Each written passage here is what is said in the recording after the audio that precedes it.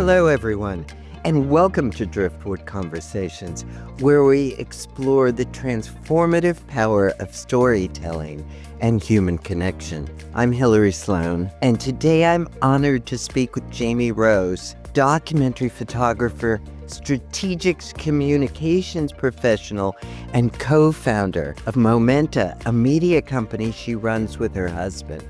Jamie Rose is dynamic, articulate, and passionate about ethical storytelling and visual journalism. She is deeply committed to the truth and integrity shaped by her experiences in photojournalism and humanitarian photography.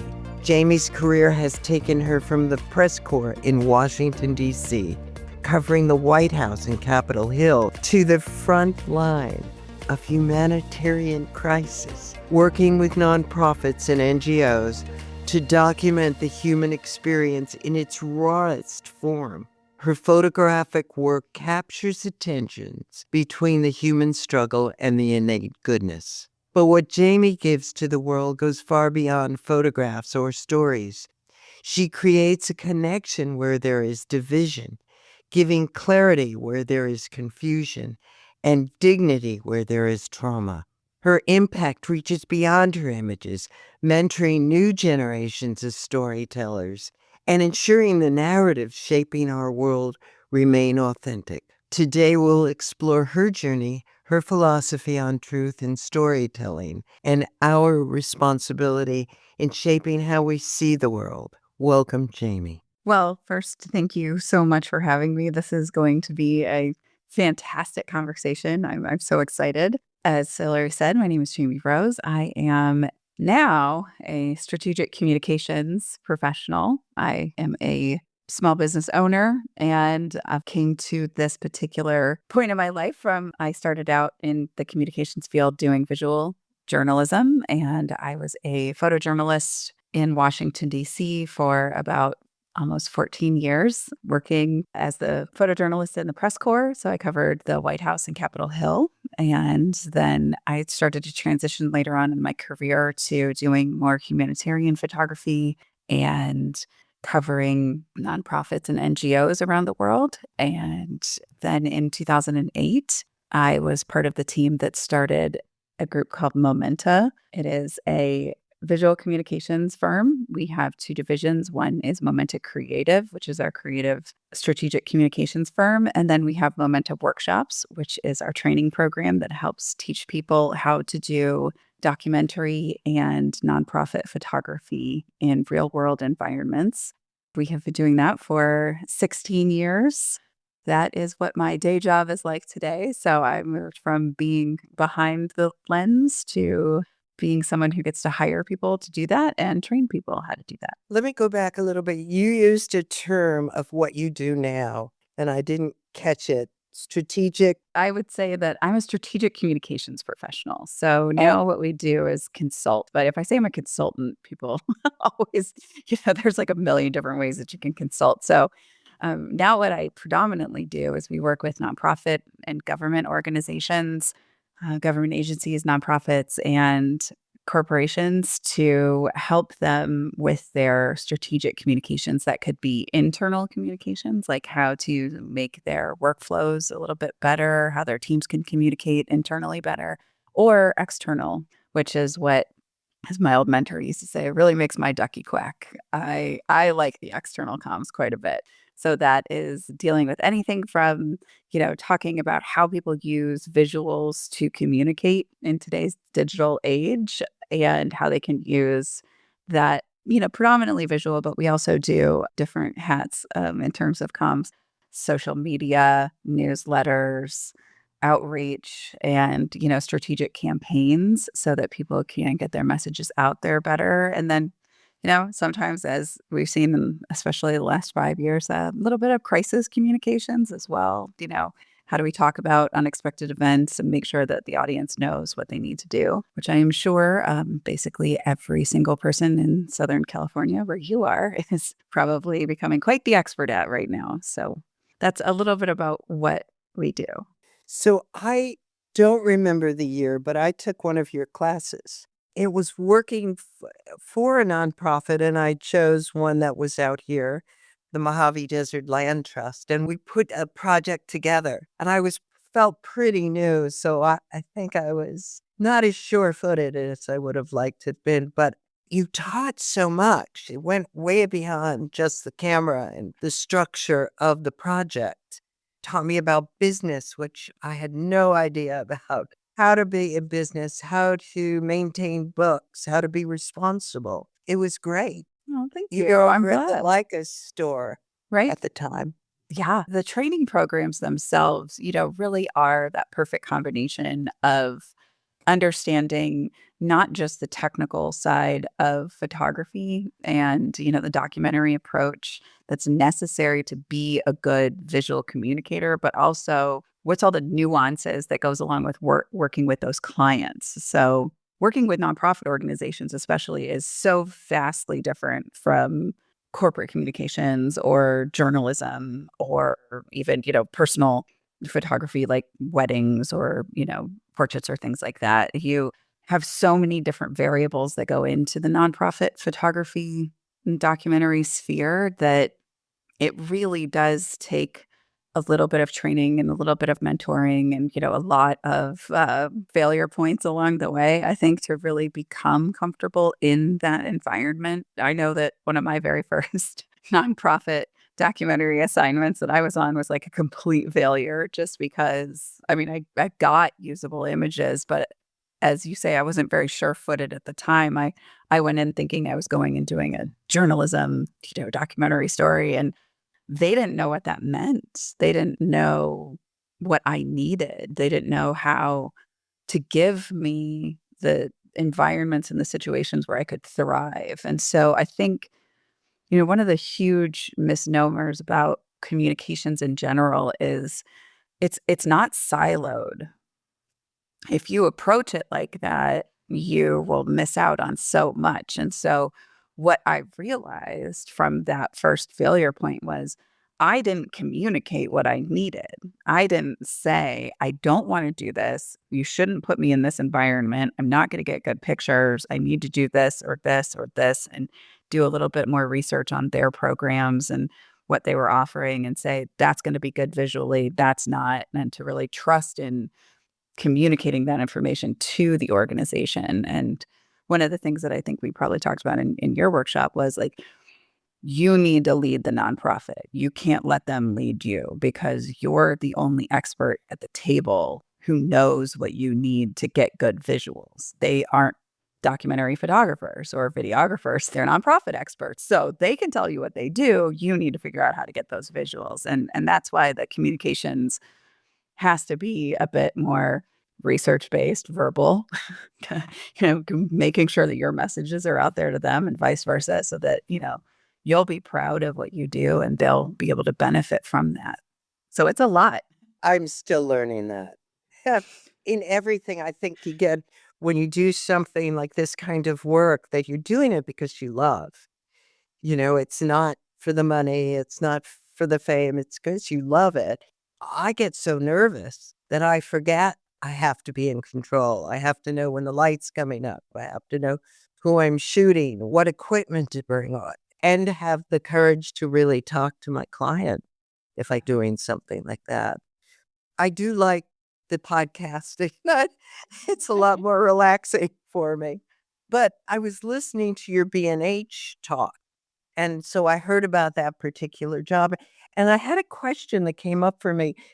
If you're out there photographing something like that, especially humanitarian medical work, there's such an intersection between those doctors and the patients. And there are so many stories that interweave.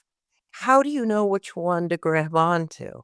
How do you stay with the doctor or the program and not go off into the patient and how they're being affected by what's happening?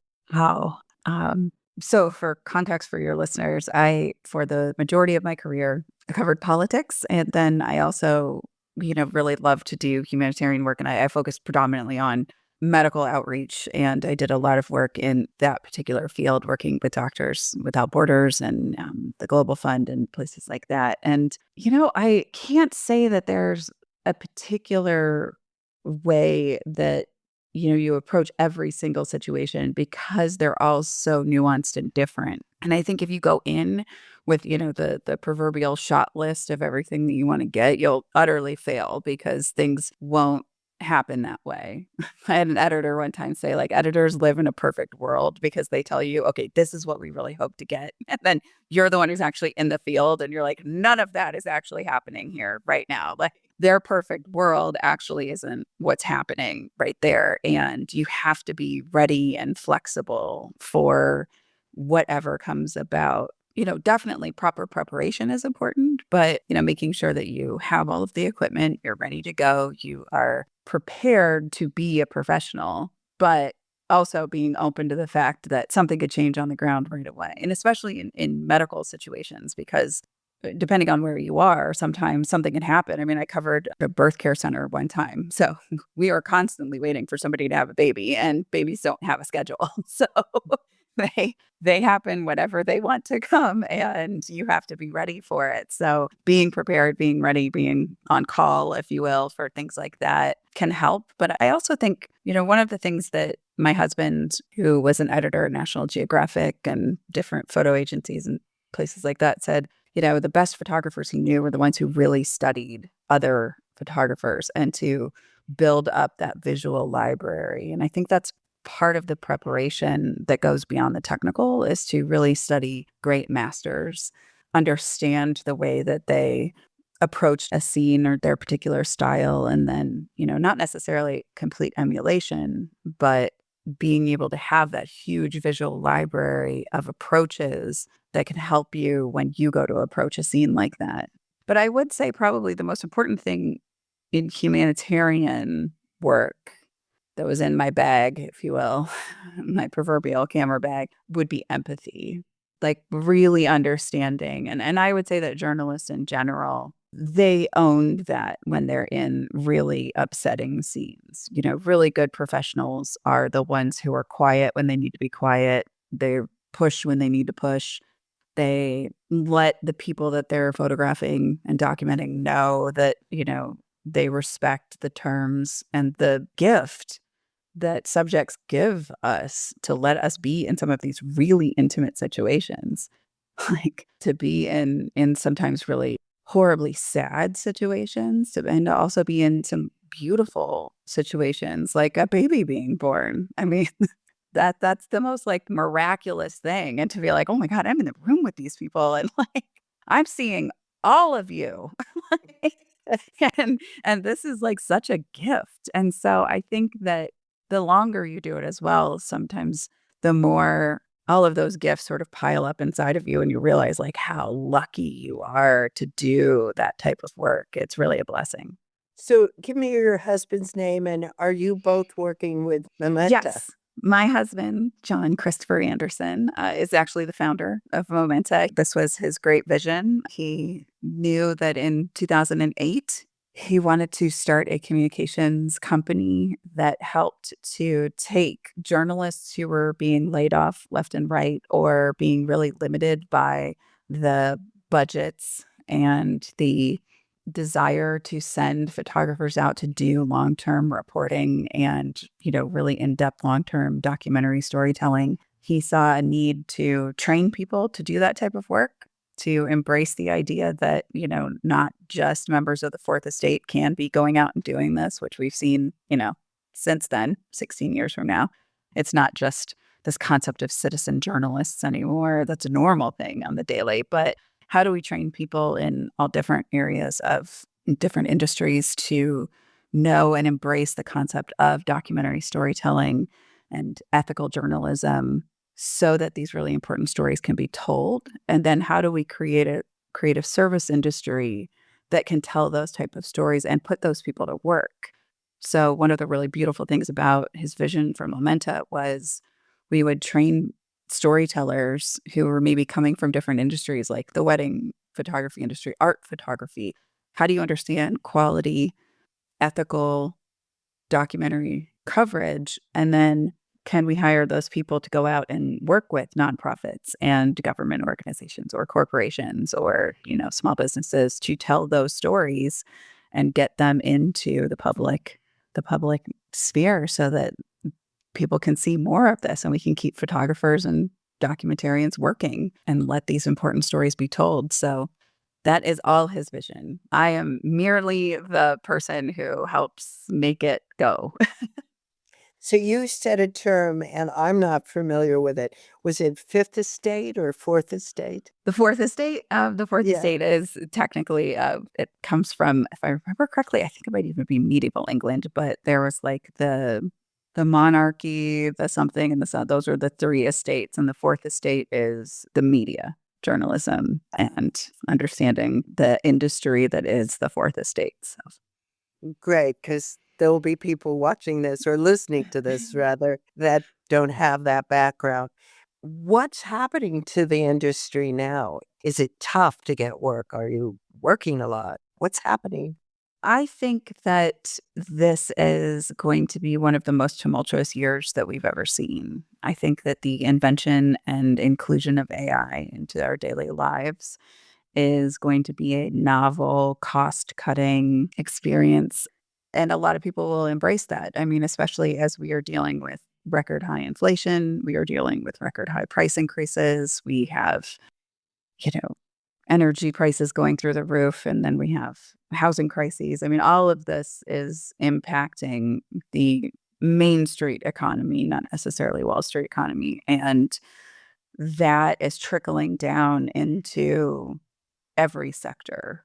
I foresee that the independent photographer, the daily, we've already seen it in the fashion and beauty side of things. It's just so much easier to go to AI and just say, here's our product, put it on a big, beautiful background, and AI can do it in a second, and it doesn't cost very much money at all. However, I do have I think that the glimmer of hope is that in terms of what we focus on, like documentary, nonprofit photography should not be done by AI. You need authenticity when we're talking about a problem that needs to be solved. If you fake the picture, then everyone will think that you faked everything else. So, you saw that in terms of journalism when Photoshop came out and people would be, removing something from a background or, faking that a missile strike had more missiles, than the famous picture that happened during the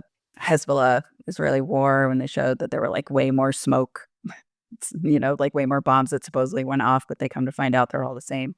And they were, it was photoshopped, it was fake. And so then suddenly that brought into question, well, what is real? And we are at a crisis point when it comes to truth and reality, for sure.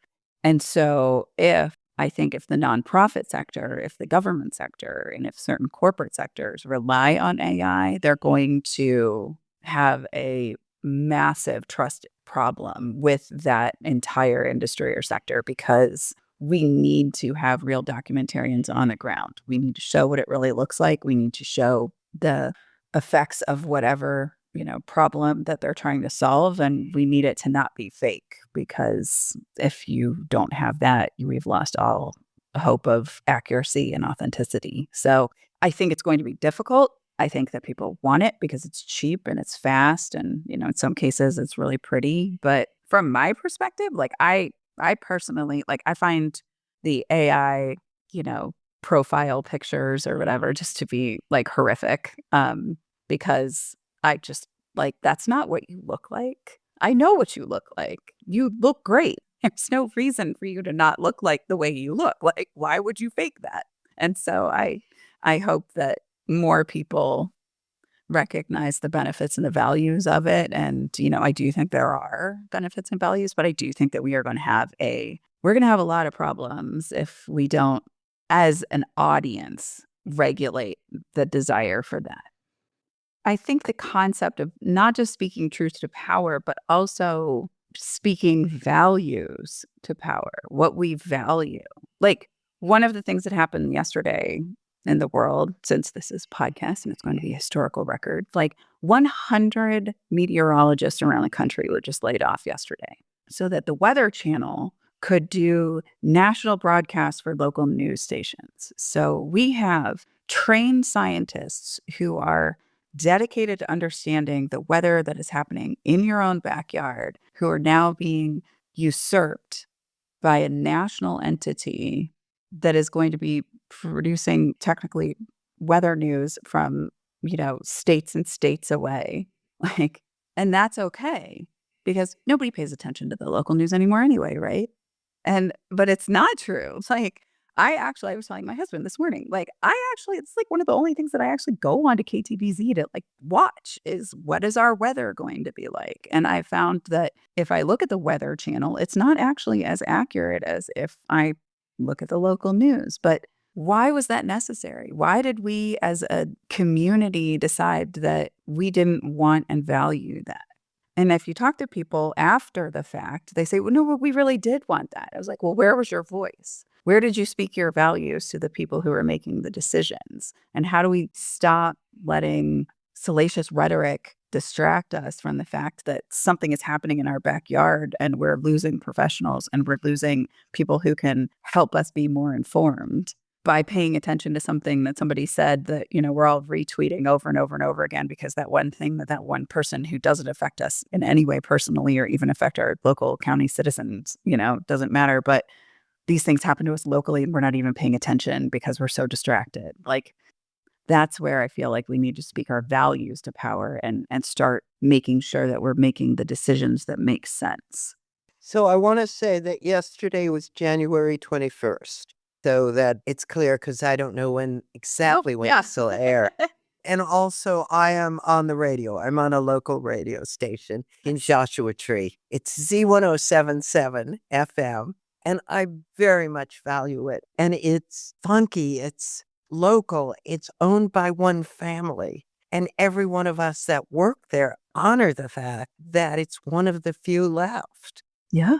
And we're all work really, really hard to cover everything that's important to our community. So I love local radio. I love local news. Local media. Yeah. Local media of all kinds. I mean, there's an Instagram feed here that's called the Bend Buzz. I'm coming at you from outside of Bend, Oregon, in the central mountainous, in a different high desert from where you are, but still technically desert. And the Bend Buzz is great. They tell you about things that are happening this weekend. They have like one thing that comes out every Friday. Like, here are all the events that are happening this weekend that you might want to take. And some of them I've never heard of before. They put out funny reels and memes, of course, but then they put out like really good news about really great things that are happening locally that maybe our Central Oregon Daily or, KTVZ or something like that wouldn't necessarily cover because they're too small for them to fit into the news cycle. But it's okay because we have this other local media that's coming out that's fun and enjoyable. And the idea that we can take communications in all forms and make it so that if we can build up our local communications of any kind, including talking to your neighbors, like interpersonal verbal communications, and grow at that level of connection, we as a nation are stronger when that happens. We as communities are stronger. We can subvert the concept of otherness that is being forced upon us by rhetoric. And I do not even presume to say that that's one side or the other. There is a ton of otherness that is being thrown at us right now. And I just read On Tyranny, which is it's a very short book. It is just beautiful. But one of the things that like literally I was listening to it on audio, stopped me in my tracks. I was walking my dog, stopped me. I paused and shook me to my core was he said, as he's telling people like how to avoid the repercussions of what, tyrannical groups are, he said, examine your language. Are you using slang phrases or naming conventions or things like that that are part of your own political leanings in your everyday speech?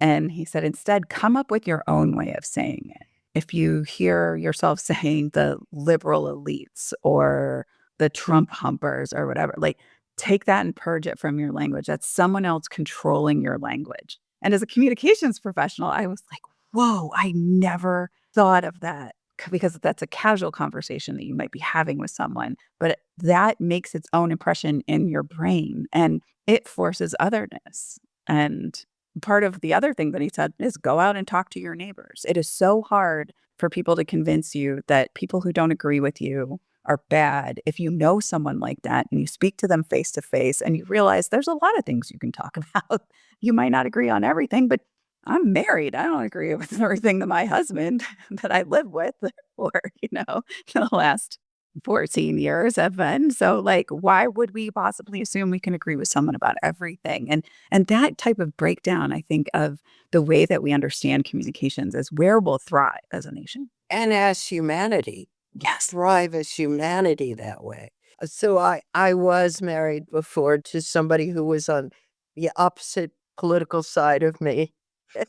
And him and his family. And it was challenging early on, but we got divorced quite a while ago, but we're best friends.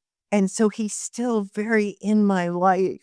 And my sister-in-law, my brother-in-law, they're still on the other side of the spectrum, and I love them. It forced me to get over what I consider my stuff, little quote there. Yeah. Those concepts that I carry around on my backpack or in my backpack and say, I am. This is what I believe. Not really what I believe or what I am if I go deeper. Oh, that's interesting. Right? And the way this podcast happened is last Christmas in 2023, my back went out and I was in bed for 4 months. So I couldn't do anything. I couldn't work for the radio. I couldn't photograph. I couldn't do anything. And I said, fine. I watched Murder, She Wrote every episode because I couldn't find a comfortable position. There was just no way out of the pain unless they gave me drugs, and most of the drugs didn't work. And finally, they gave me this operation. It was minor. It was a half hour and the pain was gone. And experiencing life from pain to no pain is so amazing. I realized that so much of my life I had been in pain from carrying too many heavy bags and pulling my back out, or stretched over the computer and my neck was out. But when I came out of all of that, that's a whole nother conversation. When I came out of it, what I wanted was a conversation. I wanted to talk to people, to connect with all over the world. And that's how this was born, is that if I could talk to people that I found not even just interesting, just have a normal conversation, other people would like them. They would meet them and like them. And then how could you hate them? You couldn't hate somebody that you began to know. Yeah. I mean, there might be people I don't like or want to spend my free time with, but hate them is true. And I think it goes back to empathy as well. Like, my mother was a psychologist, and she told me one time that if you ever get into like a really heated argument with someone, especially if you don't understand like how it escalated that fast or whatever, she's like, someone will tell you in the middle of the argument what they're really mad about. And it probably doesn't have the same core of what you think it is. I think it's so true because in some ways, somebody could be having just a really terrible day at work and they come home and, dinner isn't ready and they get into a big fight about how we said dinner was going to be at this time. It has nothing to do with dinner. It has to do with the day before. Or in some cases, I think the trauma runs deeper. I might be really mad about something. And I've really been struggling with that. It is January 22nd. We are 2 days away from, an enormous amount of upheaval that's been going on in the country. And one of the things that's really been in the back of my head is this backlash against the concept of DEI. In some ways, I feel like because of my job, I'm constantly supposed to see all the different sides of an argument so that we can talk about how to talk about it. First, explain DEI. So diversity, equity, and inclusion, which it affects a lot of things. I mean, I think one of the things that sort of predominated the conversation is the concept of hiring in terms of DEI. And so this idea of, some people used to call it equal opportunity. They referred to it in that regards, or they would talk about, quotas and things like that. But part of the things that I've been thinking about is there's so many people who are so ready for this to be done that they were cheering about it and they're excited about it and they're ready for it. And, I think that there's one part of the political spectrum that's like, I just don't understand. How could somebody ever think that way? And on the flip side of it, like, I know and have talked to and I've talked about with my friends too, like, my greatest mentors, the people who really, like, pushed me forward in my career were white men. Like, my first mentor in grad school, the person who took me under his wing was Mark Dolan, who was my photojournalism professor. And he was the one who told me, don't go, actually, when I applied at Syracuse for my master's degree, don't go to the School of Visual Arts. You belong with us in photojournalism. You are a passionate storyteller and truth seeker. You need to be with us over here. And he was totally right. And not only that, he made me his TA. He helped me get my first job, like all of that when I was working at the New York Times. Doug Mills and Stephen Crowley, two of the greatest photographers of the generation, pushed me up and taught me everything I needed to know to, like, survive in Capitol Hill in the White House and not, get eaten alive by the rest of the press corps. And suddenly the rhetoric became that they were vilified and they shouldn't be allowed to be in the positions of power that they were in or influence that they were in just because of the way that they were born. And I always found that to be really frustrating because they made sure that I, a woman, was pushed forward and I got opportunities and I found, was able to use their success to build on it and be introduced to other people of power. And so it's been going through my head a lot. Like, when we empathize and we talk about communications and we talk about connections, like, we don't have to break someone down to build someone else back up. We don't have to take away power from one person just to give it to another. And how do we find that balance and the ability to celebrate both of those things instead of making it an all or nothing proposition? Why must we force people to choose when there's so much nuance and gray area? And can we find a better way than forcing it into the situation? What you're talking about is very similar for me as what you were saying about rhetoric, letting go of the rhetoric.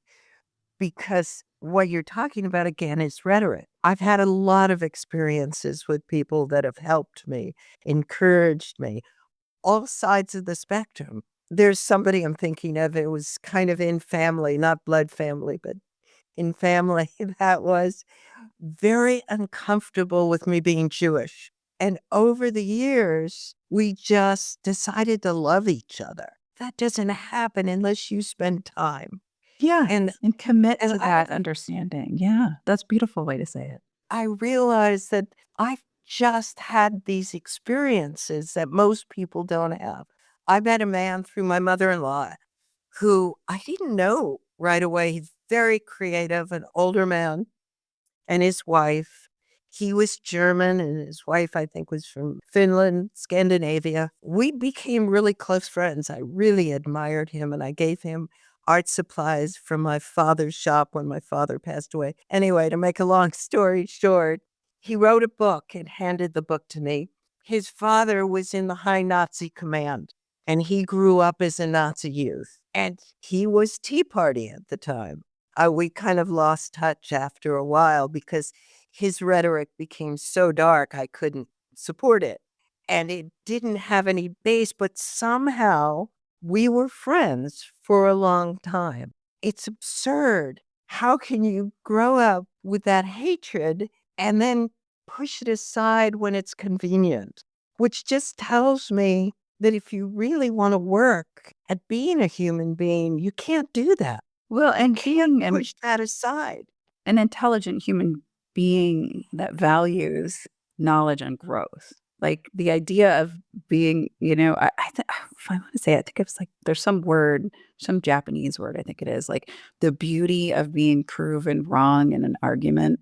Oh, Because you actually grow when you lose the argument because someone else has convinced you of some new knowledge that you might not have. And, like, the idea of that, of like, I learned something so new and different that opened up all of these neurons in my brain to think about something in a new way. Like, how beautiful is that? And, I do think that there are certain things that are, like you said, you use the word dark. Like, there's certain dark realities that obviously it's almost impossible to push through, certain things that are so dark. But for the most part, I mean, I think a lot of the hijacking of the conversation is this idea that something so simple or so fundamentally human is wrong or flawed, and we just have to like blanket say we don't like that or you shouldn't like that. I think that's probably the better way, is like somebody telling you have to believe this because this is what I believe and this is what we think is the right way. And if you're not on that path, we're all going to gang up on you and tell you that you're on the wrong path. Like, that is not letting people come to that growth and knowledge expansion that they need. I think I listened to this beautiful podcast about this guy who helps people who are coming out of like the Ku Klux Klan and different sort of neo-Nazi groups. And he was in one of those when he was younger, and he had the tats and he had the gang affiliations and all of that.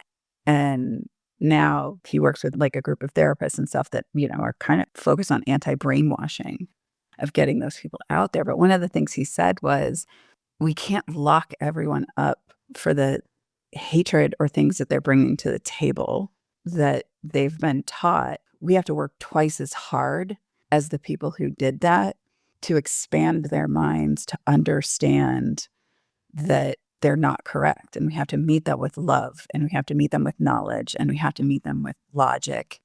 And it's really hard to do that. It's harder to do that than it is to explain to people why their fear and anger should be directed at something.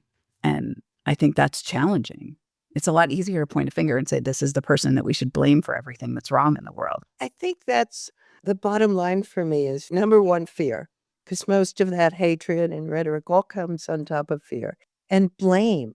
And I do see humanity changing, wanting to change. And we have to face this stuff if we want to change it. We can't walk around it. You can't ignore somebody. And that's what I hear you saying too. You can't push them away if you want to change the world. You have to get to know them. Why? What is the fear about? Why are you afraid of me? And I think, to kind of go back to like what we have to do in our jobs, like when we come in and we do strategic communications plans for, nonprofit organizations, a lot of times we have to talk to these organizations and say to them, there's like a famous comms adage of you are not your audience. And so we have to explain to them like your values and what you believe and everything that's, part of the ethos that is what you're doing. We have to figure out a way to explain this to your audience better.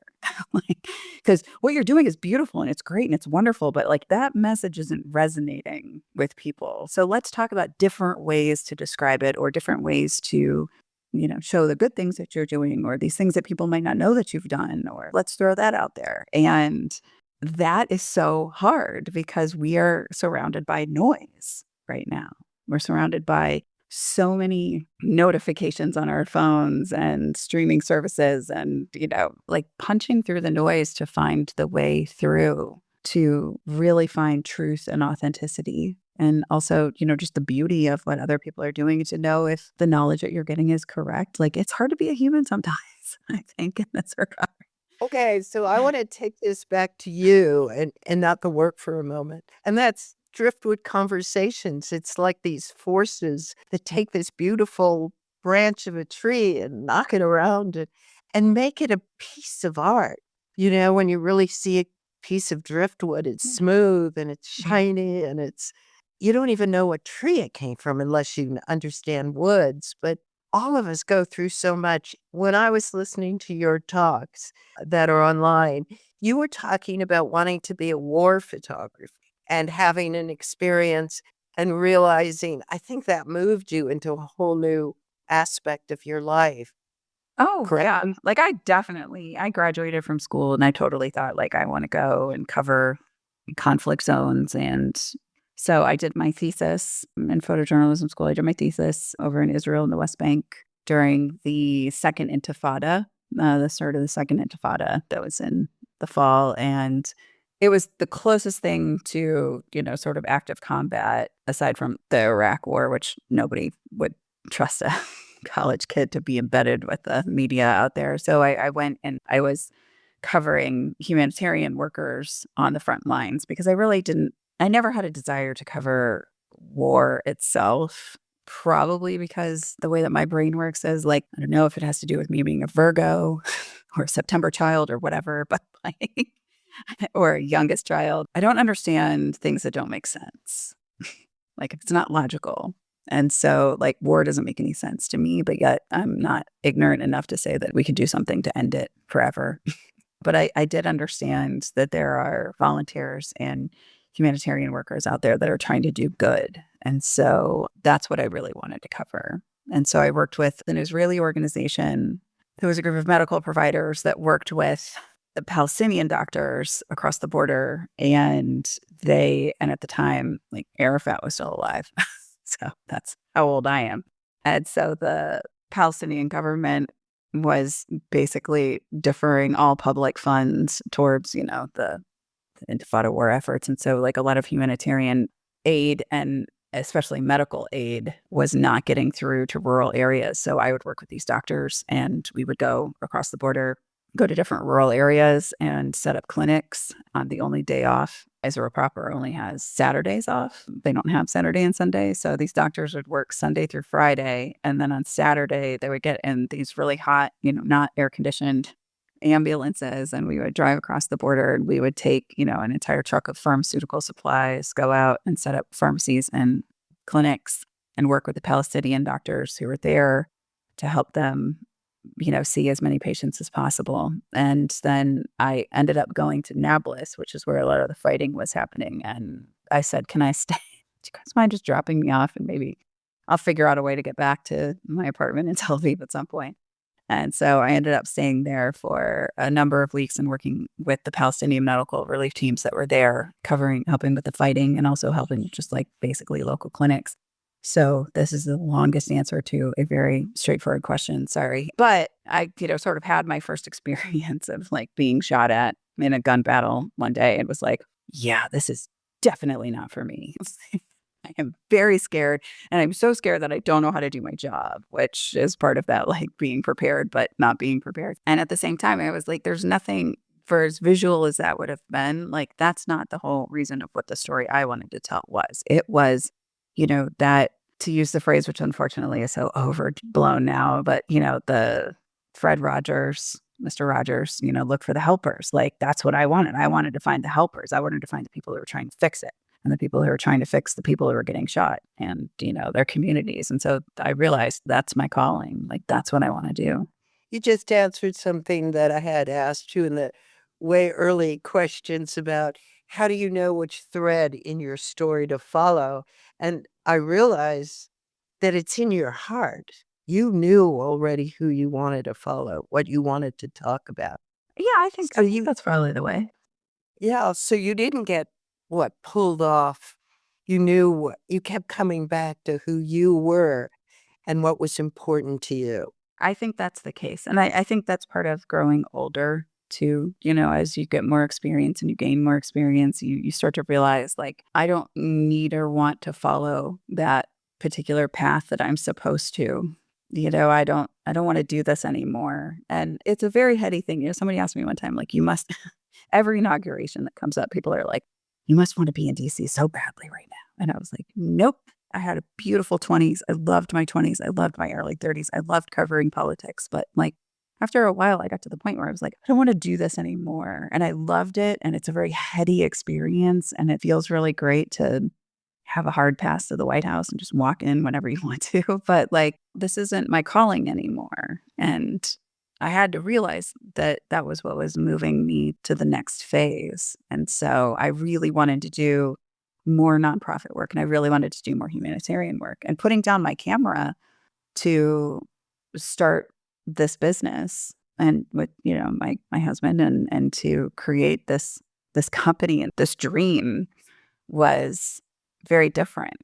And it was so different. And I was behind a desk and I was working at a computer all the time, but I wasn't out, shooting every day. And But yet I was creating campaigns for nonprofits that I really believed in and I loved what they did. And I knew that our strategic campaign packages could help them and could make them meet their Giving Tuesday goals or whatever. And that was like, yeah, this is it. Like, I feel like this is the way I'm supposed to be. And so I think that's a really solid gift you can give yourself, to trust yourself when you're ready to pivot.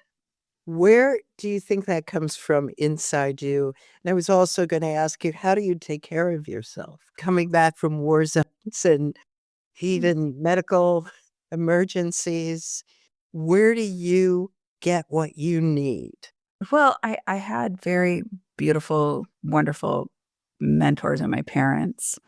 They're very giving, caring people. They're very socially and civically active. They volunteer for a lot of different organizations and all of that. My mom is, as I said before, is a psychologist. So it kind of helps. Like, there were times where I would call her and be like, I need to talk to Shrink Bomb, not my mom. And she taught me a really great coping mechanism that I've definitely talked to people who come on our photo workshops before. Probably mentioned it during your program, but I photographed, probably worse than, probably being on the front line, I photographed a terrorist bus bombing when I was in Israel. Mm.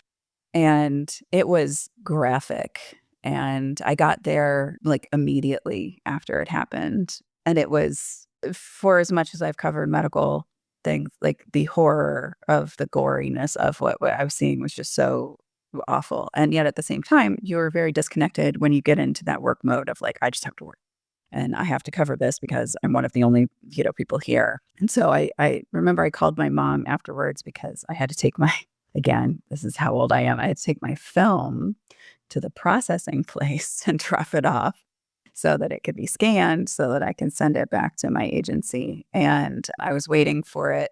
And I called my mom and I had to text them anyway. Like, I texted everybody, even though it was like wee early hours of the morning, to just say, like, I'm alive. I just want you to know, like, this happened in Tel Aviv right down the street from my house, but like, I'm alive.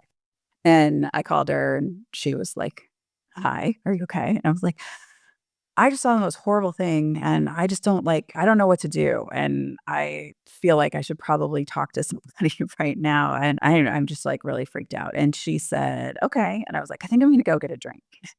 Maybe I just need to go have like a drink. And she was like, absolutely not. Like, whatever you do not drink any alcohol right now. Just like, go to a cafe, have a cup of coffee, have some tea. You could even probably cope with a brownie if you needed to, but like, do not drink alcohol. Don't make that your coping mechanism for this thing that you're probably going to experience more in your career. Because you have to remember that this is happening to you too. And that is like the greatest advice I can give to anybody who is working in any sort of trauma or with trauma victims or in traumatic scenes, is that it's happening to you too. And you could disconnect yourself when you put your camera up and you can say, like, I'm looking at it through the lens, but like, you have to realize that this is happening. And so if you practice good coping mechanisms and process and talk about those things, then it can help you not carry that back in different ways. Just like we were talking about with the fights before. Like, somebody told me one time that they had a ceiling fan that was in their house and the noise that it made reminded them of helicopters and it triggered their PTSD. So they had to literally replace the fan. But they didn't realize that until they realized that, like, after they moved into this apartment, they weren't sleeping and they were irritable all the time and they were stressed out and they were having anxiety and they couldn't figure out. But it was this thing, like, they were in the military that reminded them of combat. They had seen horrible things. It kept reminding them all the time. And so being able to recognize what those triggers are and recognize that you need coping mechanisms that can be as simple as replacing a ceiling fan or saying, I'm setting my own boundaries. But I would say that for my own self, like, how to deal with some of those things is definitely listening to your body and listening to yourself.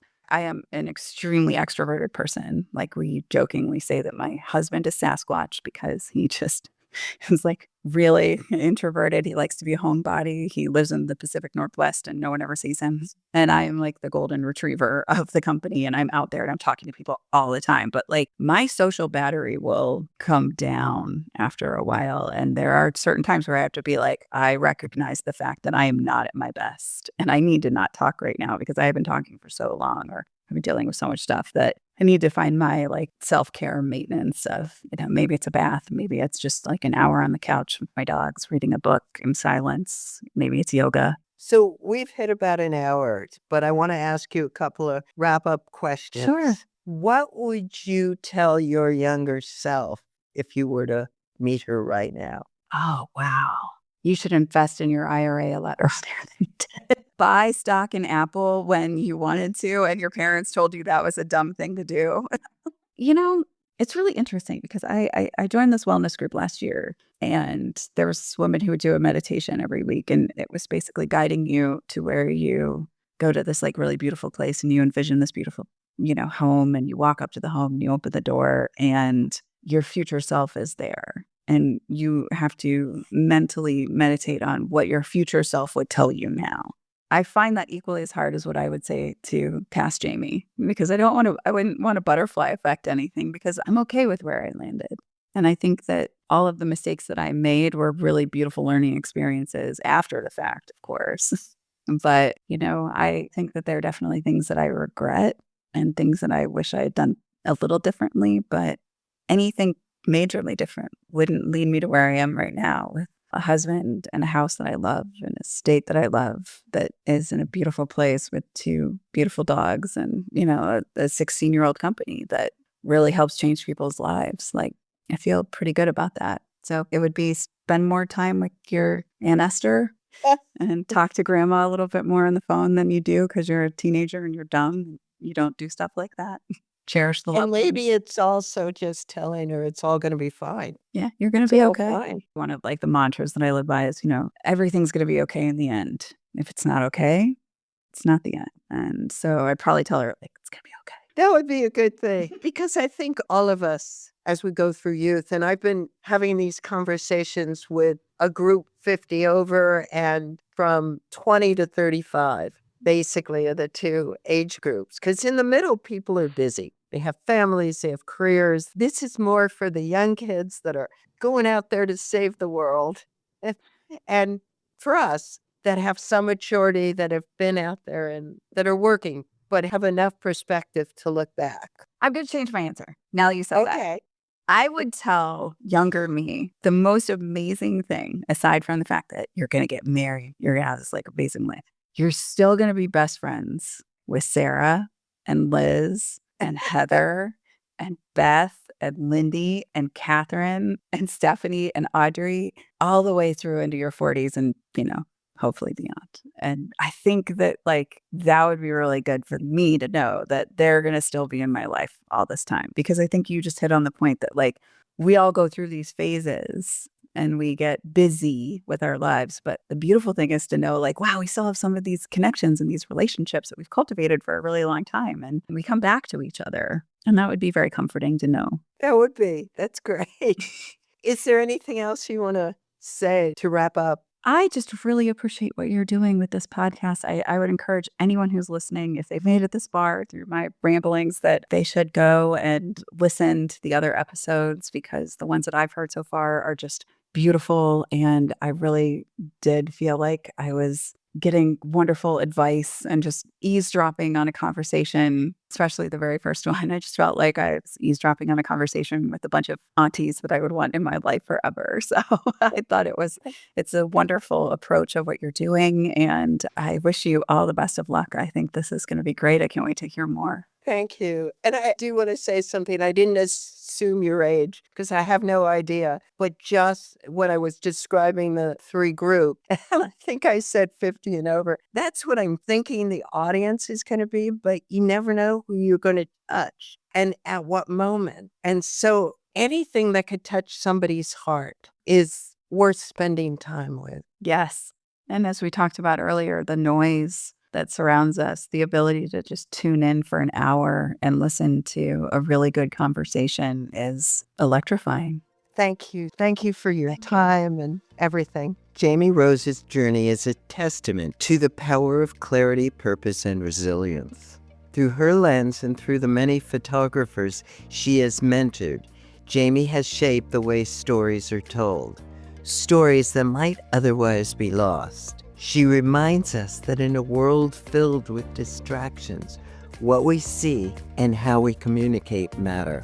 Every image, conversation, and storytelling act is an opportunity to bring people together, build understanding, and honor real experiences of others. Jamie, thank you for your time, insight, and work, both visible and invisible. To all of you listening, I encourage you to think about the stories that shape your world. Listen more deeply and seek truth beyond the surface. Until next time, keep embracing the currents of change. Thank you for tuning in.